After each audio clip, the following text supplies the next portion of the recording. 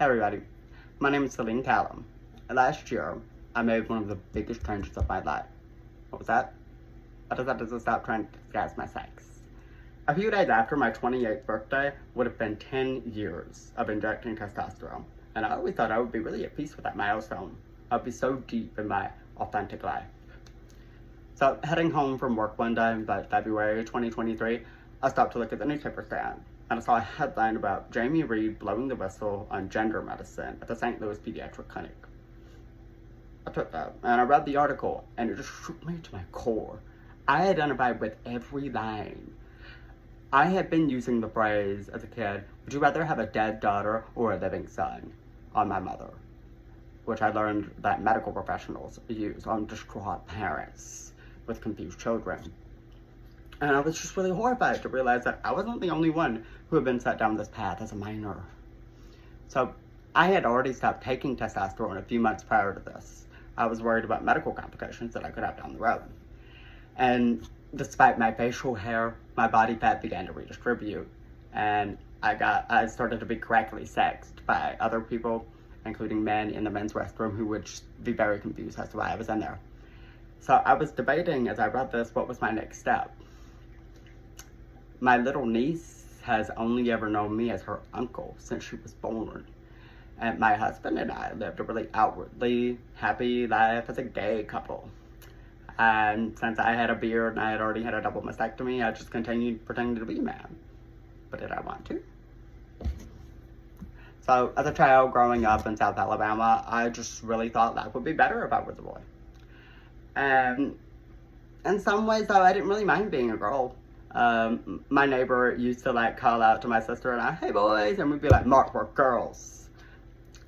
And I was really less of a classic tomboy and more of just a healthy young girl who did whatever I wanted to do. I didn't really let stereotypes affect me. If I wanted to play with cars, play with cars. If I wanted to play with dolls, play with dolls. That wasn't a gender. And I didn't really worry about my body until I learned about the ways that other people changed their bodies. My issue was just that it seemed like everyone was trying to push me into a role that I didn't fit in as a girl. When I first went online, it was about 2006, 2007, I was 10. At first I was just playing little games online, and then I found my way over to Yahoo Answers. I started asking people, I feel like a boy inside, but I like all these girly things. I like my hair, and I like my clothes. I don't really mind being called a girl, but sometimes I just feel like it would be easier to be a boy for some of the things that I like and the ways that I'm treated. So, can I still be a boy? And everyone said, yeah. Yeah. And they gave me links to forums where I could talk to adults who were trying to change their sex. And I had no business being on those. And they sent me webcomics and glamorizing medicalization to make yourself look like the opposite sex. And I just learned to hide things from my family, because if they didn't understand what I was doing, then that meant they hated me. And I was really judging them in a negative way for not being able to understand the complexity of gender identity. How could they deny that I was a boy inside? I know who I am. How could they deny that gender might exist in shades of gray? Adults online told me that males who said they didn't feel like guys were only saying that because they didn't have to think about it in the way that I did. So my mom, when I was about middle school, she was at her wits' end because I had just shut down and stopped talking with her. And the only thing that she could think to do about that was to read my diary. And the first page of that was about stuffing socks in my underwear to create a bulge and to tape down my chest. She was furious. She confronted me, asking me how long this had been going on, and my trust in her just shattered. I stopped talking to her completely. I stopped telling her about things that were happening in my life. So she didn't know about the self-harm, about the eating disorder, about the molestation from a neighbor. I didn't talk with her anymore. And she reacted by taking away my boy clothes, and she wouldn't let me cut my hair anymore. She started threatening to send me to all-girls schools. And a lot of times she would, if I went to the store to walk off by myself, she would follow me in the car to make sure I wasn't buying any tape. She knew I was using it to tape down my breast. And when she learned that I wasn't shaving, I was cutting, she was not letting me buy razors, ironically.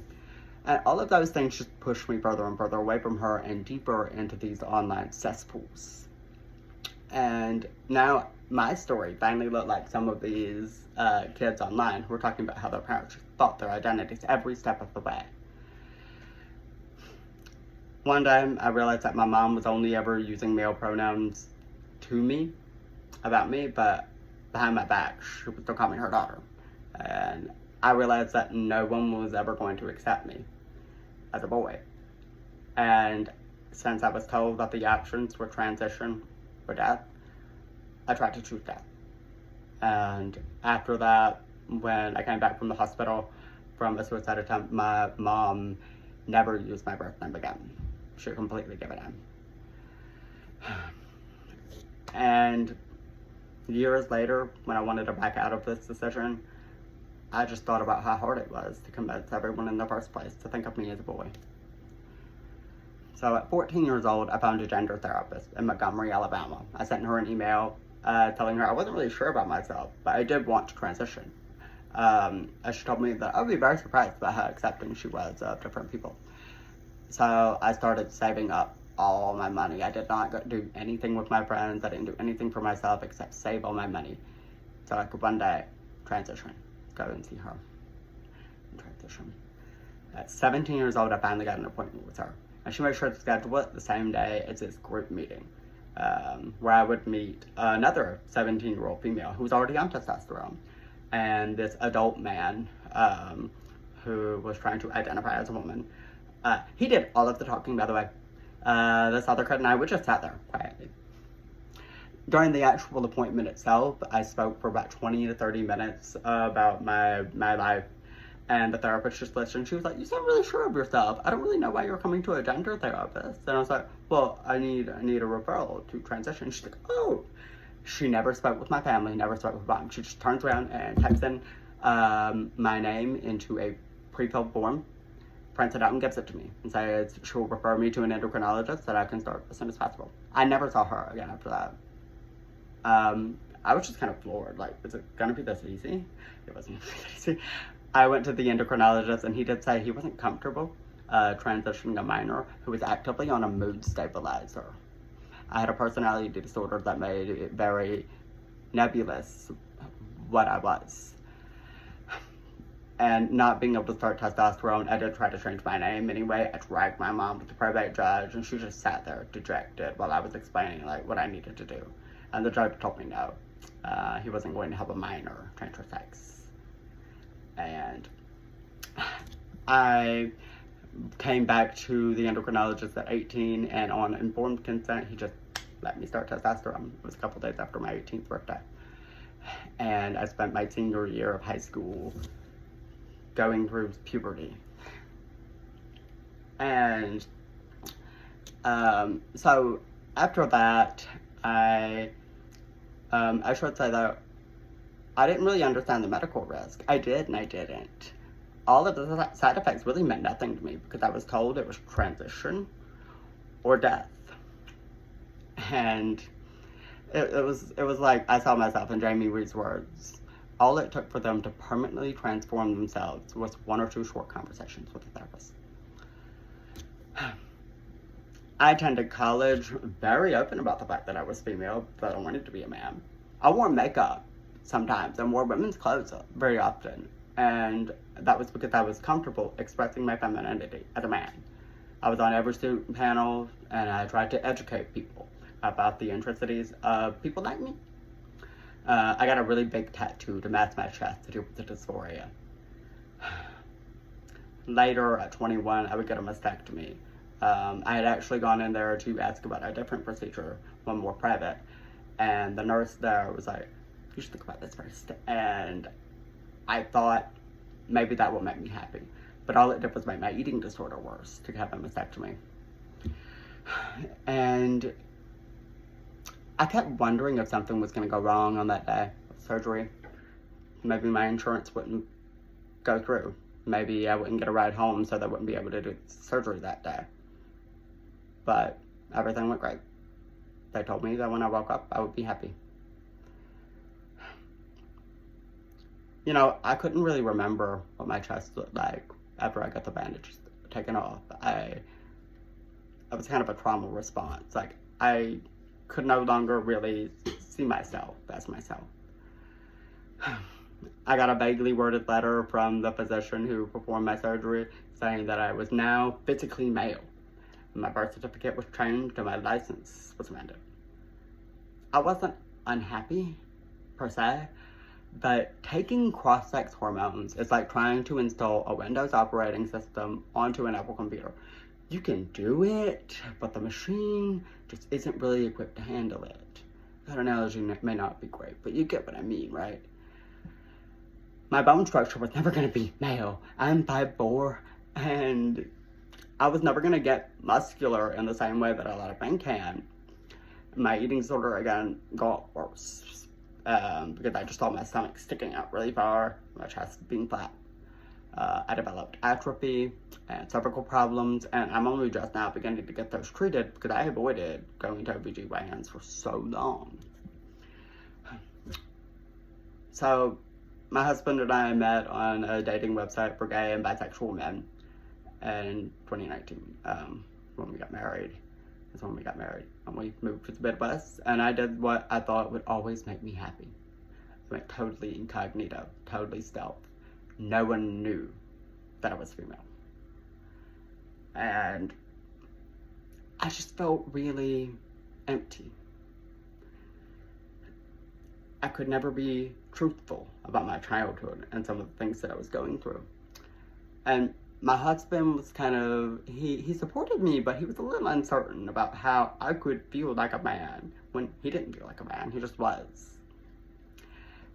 And he loved me very deeply as his husband, but he was worried about what this medical experiment was going to be doing to me. And he confessed to me fearing for my life and my health. So that day, after I read Jamie Reed's article, I finally looked up what detransition is. I've been taught online to see those people as self-hating, transphobic, or even just not really having dysphoria or dysmorphia. But when I found these support groups online, it was so different. It was just thousands of people who had been prescribed cross-sex hormones after one appointment.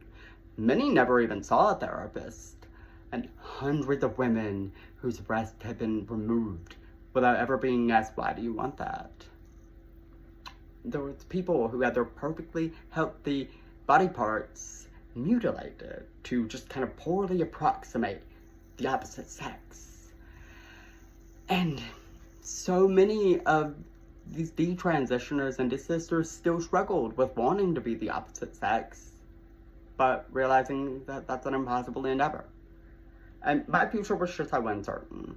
The cost-sunk fallacy was so strong. I was almost 30 years old, and I had lived half my life lying about my sex, and so there was no adult woman that I could return to, right?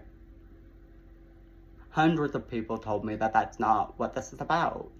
Even if I had lived my whole life pretending to be one thing, there's no going back. There's only moving forward. There's stopping the medicalization. There's stopping the lying. It's starting over. It's moving forward. I was gonna wait until my husband and I could move. I didn't want to be seen as a trans woman, and I didn't want to just detransition at work. So my husband suggested, as a way of coping with this, I could think about it as a way of serving penance to my body, because I felt really guilty about what I had done to myself. But at home, really privately, I did experiment more with wearing women's clothes. I got breast forms to try to help myself break through the body dysmorphia that I had developed from years in these echo chambers. One day, though, I just snapped. I felt miserable, living a lie, dealing with my period at the men's restroom and all of this. So I went to HR, and I was expecting shock when I told her. She was not shocked. And she assured me that no one was going to be uncomfortable with me telling them I'm actually a woman. And I had expected at the time just a few slow weeks of spreading this word, telling managers, but instead, I wrote a note and I passed it to my coworkers. Most of them weren't really surprised to learn that I was actually female. Some of them were, but not a lot. And I changed my name tag, and everyone was just really supportive. A few people asked me privately, like, why did you transition to begin with? Why did you try to change your sex? I told them. The last decade of my life has been the epitome of sunk cost fallacy. Gender ideology really ruined my childhood, and I really wonder what my life would have been like if I hadn't been told, yeah, you can become a boy. My husband and I really expected bewilderment from his family when we finally told them, but they didn't say anything. Instead, his sister-in-law, my sister-in-law, came to me telling me that she wants to be a boy. And I tried to express all of this to her, and she won't listen.